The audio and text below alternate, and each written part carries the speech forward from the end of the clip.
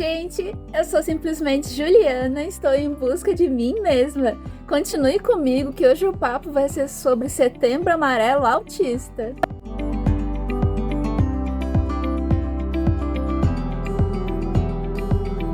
Fazia um tempo que eu não produzia conteúdo para o meu canal no YouTube, mas a importância do tema me fez focar na tarefa e trazer para vocês este vídeo que eu fiz com muito carinho. O Setembro Amarelo é uma campanha de conscientização sobre a prevenção do suicídio. Realizada anualmente no mês de setembro, a iniciativa tem como objetivo principal informar a população sobre os sinais de alerta e os fatores de risco. Também quebrar tabus, reduzir estigmas e estimular as pessoas a buscarem e oferecerem ajuda quando necessário.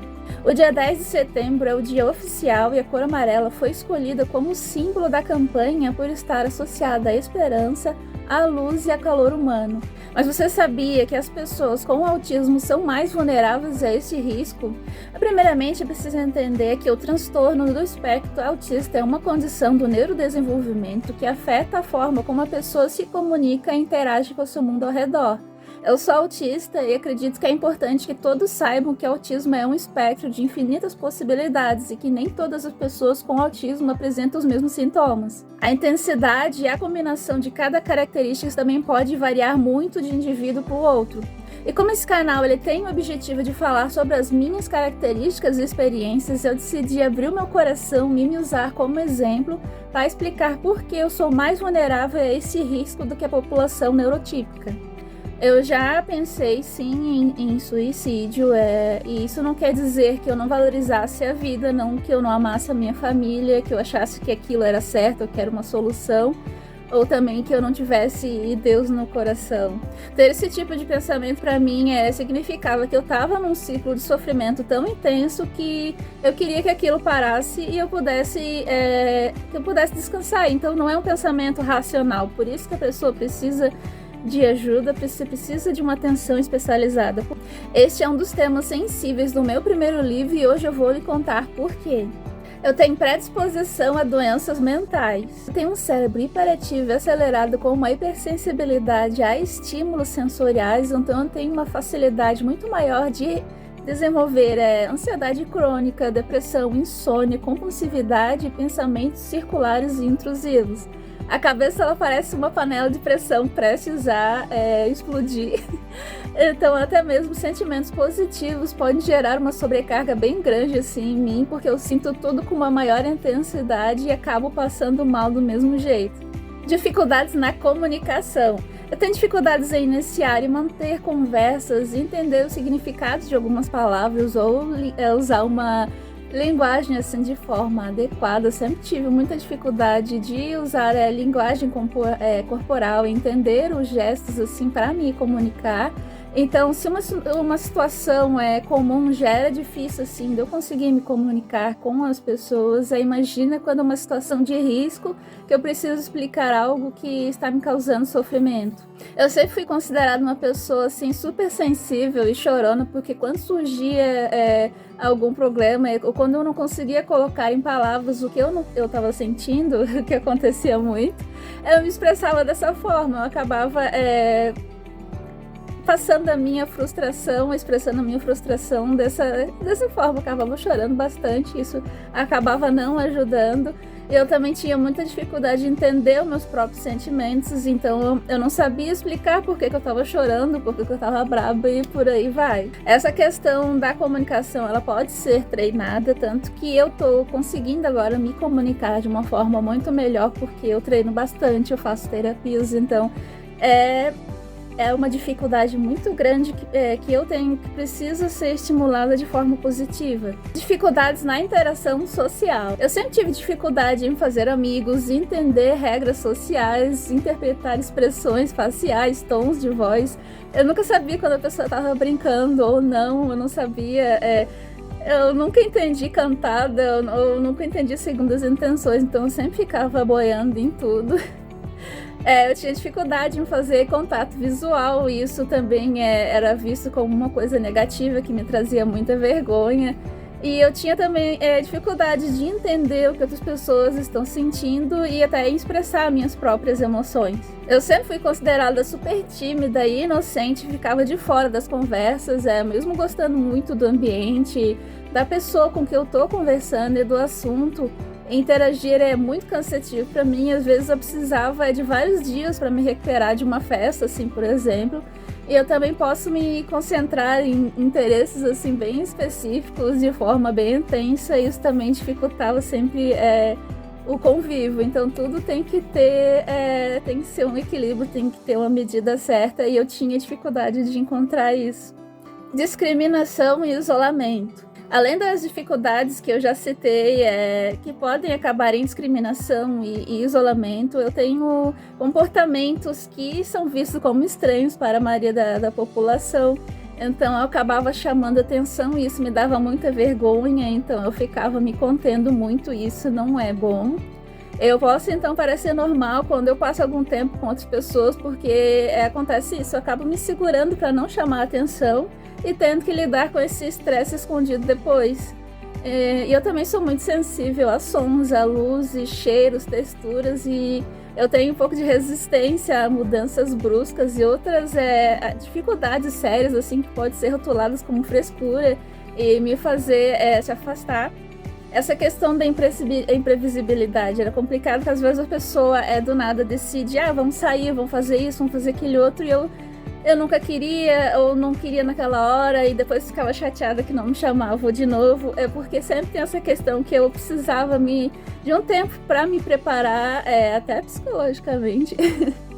Porque quando tem essas mudanças muito bruscas, o meu cérebro ele demora um pouco para processar as informações, então isso gera bastante desconforto e eu acabava relutando muito com questão a isso. Problemas financeiros. Eu tenho um rendimento mais baixo do que a média da população, então eu sempre tive dificuldade sim de me adequar ao mercado de trabalho. Eu estava trabalhando, mas eu precisei me afastar de licença saúde depois que eu contraí Covid. A minha sensibilidade sensorial ela disparou. Então essa questão de não estar trabalhando também é complicado para a autoestima. Eu tenho gastos extras com medicações, com terapias, equipamentos de proteção. O meu fonezinho não sai da minha orelha. Então tudo isso acaba impactando negativamente na minha vida. A falta de profissionais capacitados. Eu não estou aqui para falar mal do SUS, eu sou usuária desde antes de nascer, eu sou muito grata ao sistema, mas existe ainda uma carência de profissionais capacitados para atender a população autista, principalmente a adulta. Quando eu procurei ajuda, eu senti que eu não era compreendida, eu tive grande parte das minhas queixas invalidadas, eu sofria de crises sensoriais intensas e incapacitantes e fazia perguntas que não eram bem respondidas, e foi bem desanimante e até perigoso, porque se uma pessoa que ela está em sofrimento, ela não é levada a sério, ela acaba desistindo de pedir ajuda. Eu me mantive firme e continuei atrás de resposta porque eu tive apoio familiar. A minha família ela sempre acreditou nas minhas queixas, no que eu falava, e fazia o melhor possível para eu viver bem, e eu sou eternamente grata por esse suporte.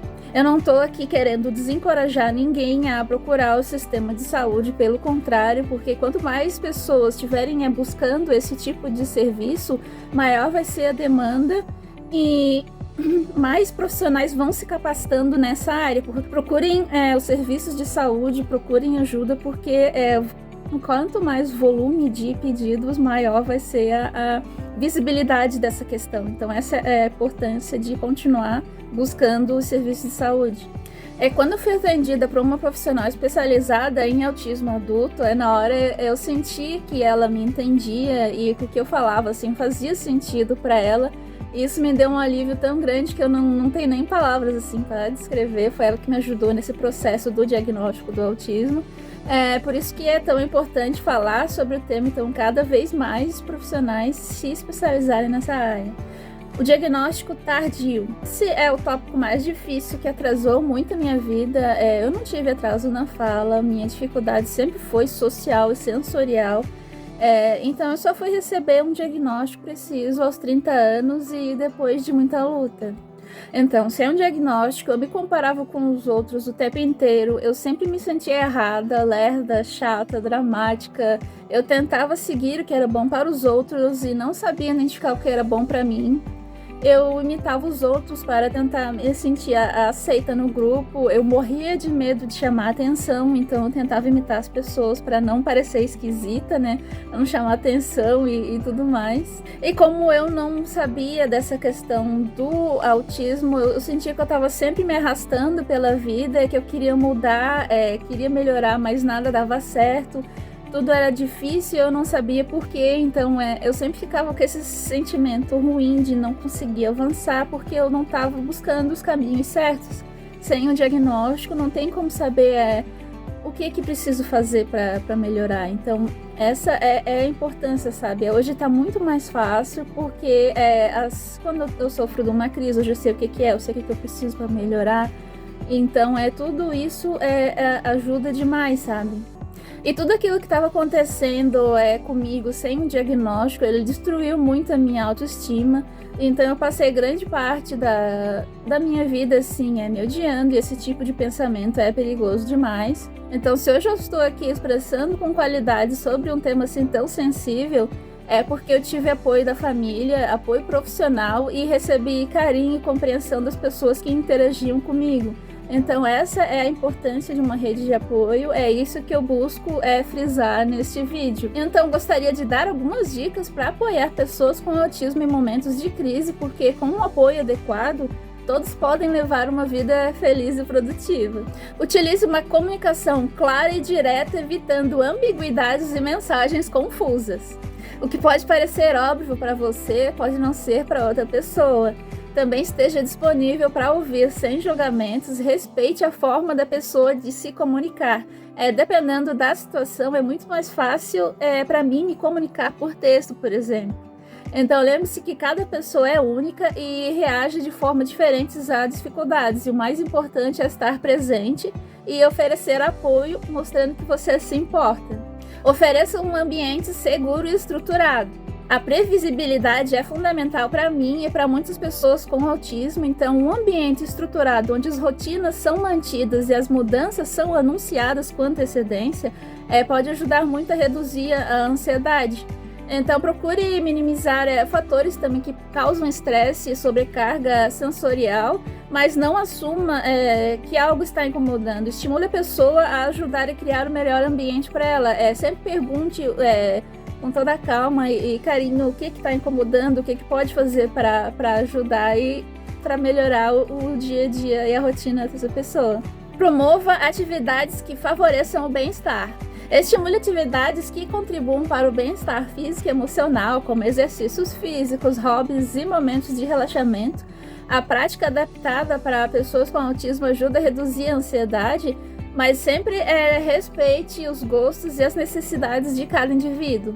Eu, por exemplo, eu adoro interagir, mas atividades com muitas pessoas, elas são desgastantes. Eu adoro caminhadas, mas o ambiente urbano é nocivo para mim, então trilhas em meio à natureza é a melhor opção. Eu preciso também que respeitem o meu tempo e espaço para que a atividade seja positiva. Então, às vezes você pode achar que a pessoa jogar futebol vai ser bom para a saúde, vai ser bom para a interação, para fazer amigos, mas para aquela pessoa são estímulos demais de uma vez só. Então, de repente, começar jogando só com 2 pessoas ou algum tipo de jogo assim que seja não tenha tantos estímulos visuais de uma vez. E também não pode generalizar, porque o meu caso, eu sou hipersensível, mas tem pessoas que são hipossensíveis, então elas precisam dessa estimulação para se sentir bem.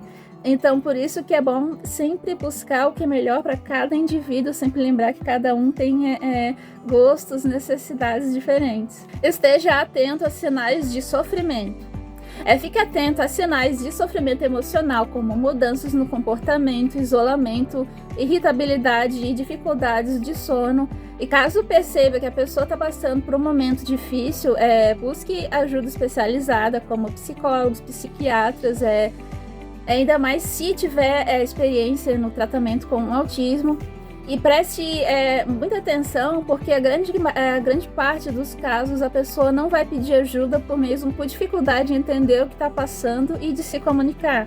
Mas lembre-se de focar nas mudanças de comportamento, porque eu, por exemplo, eu funciono em ciclos, eu aprendi isso, então esse é o melhor jeito, é o meu melhor funcionamento. Então, há momentos que eu estou mais energia, eu fico mais agitada, eu falo, interajo mais, eu gravo vídeos, sou mais receptiva e expresso mais as emoções, mas também tem momentos que eu preciso me recolher e fazer alguma atividade sozinha. Então, nos dois casos, a minha saúde mental ela está bem. Então, por isso, a importância de conhecer o comportamento habitual da pessoa. Entenda as crises para poder ajudar.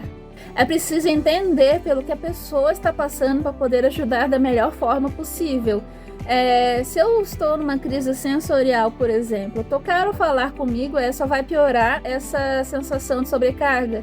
Então, o que eu preciso nesse momento é me isolar dos estímulos e um tempo para descansar. Então, e também quando a pessoa ela estiver controlada, estimular então a perceber o seu próprio corpo e descobrir o que ajuda ela a melhorar e o que gera bem-estar. O que me ajudou muito nessa jornada foi a escrita de um diário, então eu ficava o tempo todo me observando o que fazia mal, o que fazia bem, as reações que cada estímulo causava no meu corpo, eu ia anotando e depois eu passava para as pessoas que convivem comigo para elas saberem como agir em um momento de crise. Eduque-se sobre o autismo. Quanto mais você souber sobre o autismo, mais preparado estará para oferecer um suporte necessário. Então busque informações em fontes confiáveis, participe de grupos de apoio, converse com um especialista, assista vídeos, entre em debates, então tem vários meios de buscar informação hoje em dia, então entender as particularidades do autismo é o primeiro passo para ajudar uma pessoa de uma forma eficaz. Respeite o espaço e o tempo da pessoa. Eu estou frisando bastante essa informação, mas é muito importante que fique claro na mente que cada pessoa tem seu próprio ritmo e forma de processar informações e emoções. Então respeite o tempo dela, evite forçar interações ou mudanças repentinas, esteja presente, mas permita que ela expresse no seu próprio tempo. Eu, por exemplo, eu não preciso estar o tempo todo com alguém, na verdade eu preciso de tempo sozinha para me restabelecer sensorialmente, me recuperar de uma fadiga mental, mas saber que há alguém ali para quando eu precisar me dar uma sensação de segurança e bem-estar incrível. Incentive a expressão de sentimentos de forma alternativa. Ajude a pessoa a identificar e expressar seus sentimentos, isso pode ser feito por meio de recursos visuais, como tabela de emoções, outra vez de atividades artísticas como desenho ou música. Eu gosto muito de desenhar, atualmente eu tenho feito até livros e quadrinhos para me ajudar nessa tarefa, então até o meu primeiro livro foi baseado em características minhas, então é uma forma de eu me expressar, de eu me entender e eu me comunicar com outras pessoas e expressar assim essas emoções de forma saudável é fundamental para o bem-estar emocional e me ajudou a enfrentar muitos momentos difíceis. Crie uma rede de apoio. Envolva outras pessoas no processo de apoio, como familiares, amigos, educadores e profissionais de saúde. Uma rede de apoio sólida pode fazer a diferença na vida de uma pessoa em situação de risco, oferecendo suporte emocional e prático quando necessário. E essa rede de apoio ela pode ser de diversas formas. Eu tenho pessoas que passam o dia a dia comigo, tem contato direto todos os dias, tá? Me dando esse suporte. Eu tenho pessoas que me ajudam com as tarefas domésticas, eu tenho pessoas que me ajudam em fazer compras em farmácia para mim, que como eu tenho uma sensibilidade muito alta, eu não consigo sair de casa sem ter uma descarga sensorial, então as pessoas vão no mercado para mim, fazem essas coisas assim do dia a dia que seriam muito desgastantes. Isso me ajuda demais, porque eu consigo poupar energia para cuidar de mim. Então, às vezes só essa questão da pessoa de ir no supermercado para mim já é uma ajuda gigantesca, né? Porque eu vou estar com saúde, vou estar com disposição para outras demandas do dia a dia. Então, às vezes a pessoa acha que precisa fazer grandes trabalhos assim para ajudar alguém, e é nas pequenas coisas que que contam assim e que vão melhorando o nosso dia a dia. E agora a última dica é para você que está assistindo esse vídeo: cuide de si mesmo, porque ao cuidar de outra pessoa, não se esqueça de cuidar de si. É importante que você esteja bem para poder oferecer apoio. Então faça do autoconhecimento a sua prioridade, busque o que você gosta, o que te faz bem, o que te faz mal, aquilo que te arranca um sorriso só com uma lembrança. Então existe um universo aí para ser descoberto. E você não precisa ser pressa, porque vão existir dias bons, outros dias ruins, e isso faz parte. Então cada pequeno passo importa, e eu tenho 32 anos e todo dia eu ainda estou aprendendo algo novo sobre mim. Então, se você acha que você ainda não está bem, que não consegue se comunicar do jeito que gostaria, mas vai conseguindo, vai treinando isso aos poucos, que você vai melhorando até chegar num jeito assim como eu, que agora consigo ter uma comunicação de maior qualidade, porque eu fui buscando apoio. Me ofereceram esse apoio, me ofereceram ajuda e espaço para mim conseguir me desenvolver. Então essa é a grande importância disso. Então muito obrigada pela sua companhia até aqui. Eu espero que este vídeo ele tenha te ajudado de alguma forma. Eu desejo do fundo do coração que você fique bem.